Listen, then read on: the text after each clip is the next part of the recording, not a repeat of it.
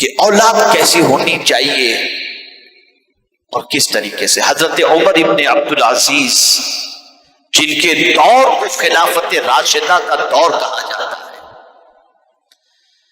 جب وہ خلافت کے منصب پر فائز ہوئے تو بہت ساروں کا مال پہلے ان سے جو تھے انہوں نے لے رکھا تھا. جو صحیح تھا غلط تھا سب ایسا ہی تھا. جب خلافت کے منصب پر بیٹھے تو انہوں نے ارادہ کیا کہ جن جن لوگوں کا مال لیا گیا ہے ان ساروں کا مال لوٹا دیا جائے. بیٹے کی عمر 16 سال کی ہوگی کم و بیش حضرت عمر ابن عبدالعزیز رضی اللہ تعالی عنہ.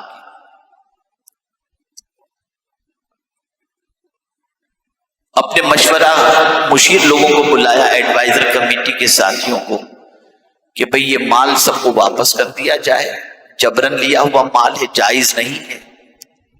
تو ایک کام کرتا ہوں، اس وقت ظہر کا وقت ہے، میں ظہر کی نماز ادا کر کے تھوڑا سا قیلولہ کر لوں، آرام کر لوں، اور عصر کے بعد کا سب کو ٹائم دے دیا جائے. عصر کے بعد سب کا مال سب کو دے دیا جائے گا. بیٹا بیٹھا ہوا تھا،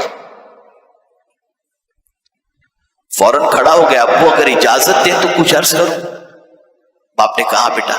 کیا ابا آپ کو یقین ہے کہ آپ عصر تک زندہ رہیں گے؟ بس اسی وقت حضرت عمر ابن عبدالعزیز الرٹ ہو گئے. ہاں بیٹا بات تو تمہاری صحیح ہے. نہیں ابھی ہی سب کو لوٹا دیا جائے. اور پھر اسی وقت نماز کے فوراً بعد سب کا مال لوٹا دیا گیا.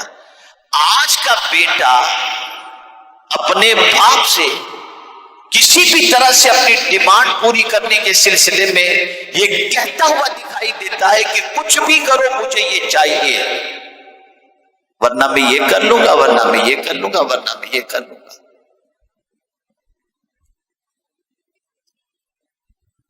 اور انسان اولاد کی آزمائش میں گرفتار جب ہوتا ہے تو پھر اس کے بعد اولاد کی خاطر کچھ بھی کرنے کو تیار ہو جاتا ہے. تو یاد رکھیں دنیا میں جتنا بھی ہو رہا ہے یہ دو چیزیں، مال اور اولاد. اس وقت اگر نسل کشی ہو رہی ہے، شاید آپ نے محسوس نہ کیا ہو. بہت بڑے دانشور سے میری گفتگو ہوئی تو انہوں نے مجھ سے کہا کہ کورونا بھی پاپولیشن گھٹانے کا ایک سبب تھا، اور ایک بیماری ہمارے معاشرے میں اور پھیل رہی ہے. مردوں کا مردوں سے تعلق، لڑکوں سے، لڑکوں کا تعلق، لڑکیوں کا لڑکیوں سے تعلق. انگلینڈ کے اندر میں بیٹھا ہوا تھا چند احباب کے ساتھ، تو ایک صاحب نے مجھ سے گزارش کی کہ حضرت آپ دعا کریں. میں نے کہا کیا دعا کروں؟ بولے حضرت مجھے اس چیز کی فکر نہیں کہ میرا بیٹا کسی لڑکی کو شادی کر کے لے کر کے آئے. ٹھیک ہے کوئی بھی لڑکی ہو، کلمہ پڑھنے والی ہو، لے آتا ہے تو مجھے اس کا کوئی غم نہیں. لیکن میں جو دعا کرانا چاہتا ہوں وہ یہ ہے کہ حضرت یہ دعا کریں کہ کسی لڑکے سے شادی کر کے میرا بیٹا گھر میں آ کر یہ نہ کہے کہ یہ میری بیوی ہے.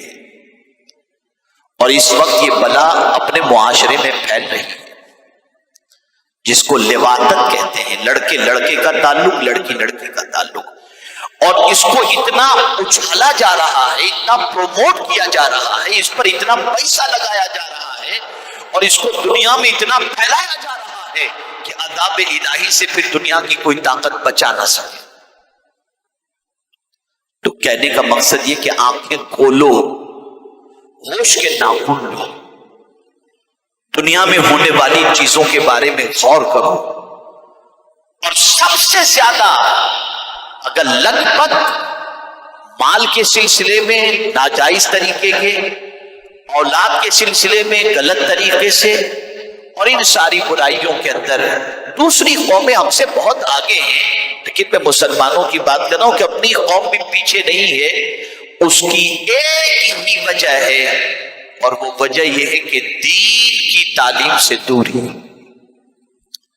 جو قوم ابھی تک اللہ اکبر کا معنی نہیں جانتی، جسے دن میں مؤذن 5 مرتبہ مسجد سے اذان کے ذریعے پکار کر کہتا ہے کہ اللہ اکبر اللہ اکبر، کتنے لوگ ہیں جو جانتے ہیں اللہ اکبر کا مطلب کیا ہے؟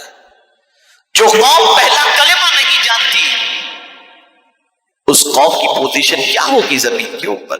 تو ہوش کے ناخن لو، ذرا سنبھلو، دنیا میں کیا ہو رہا ہے، اور ایک راستہ بنایا گیا ہے اور آپ کو اس راستے پر کھڑا کر دیا کہ پھسل جاؤ، آپ پھسل جاؤ، اور دنیا جا رہی ہے، مسلمان پھسل رہے، بڑی تیزی سے پھسل رہے۔ زندگی رہی تو انشاءاللہ العظیم میں تھوڑی تھوڑی کچھ بات عرض کروں گا، اور باقی جو کچھ دنیا میں تباہیاں مچ رہی ہیں، جو کچھ حالات ہیں، اس بات کو ذہن میں رکھیں کہ اللہ کسی بندے کو پیدا کر کے کسی کے حوالے نہیں کرتا، وہ اس بندے کی ذمہ داری خود لے کر رکھا ہے۔ اور یہ بات بھی یاد رکھیں کہ اس نے فرما دیا وَقَانَ حَقًّا عَلَيْنَا نَصْرُ الْمُؤْمِنِينَ، اللہ فرماتے میں نے اپنے ذمہ کرم پر لیا ہے مومنوں کی مدد کرنا، وہ مومنوں کی مدد کرے گا، آج نہیں تو کل، بس شرط ہے کہ ہم پکے مومن بن جائیں، اس کی مدد آئے گی اور اللہ تعالیٰ کامیابی اور نصرت عطا فرمائے گا۔ اللہ کی بارگاہ میں توبہ کرو، اپنے آپ کو پرفیکٹ کرو، ناجائز کمائی سے بالکل اپنے آپ کو بچاؤ، حرام کمائی سے اپنے آپ کو بچاؤ، اور اولاد کی محبت کے اندر کوئی ایسا راستہ نہ اپناؤ جو جہنم میں لے جانے والا ہو۔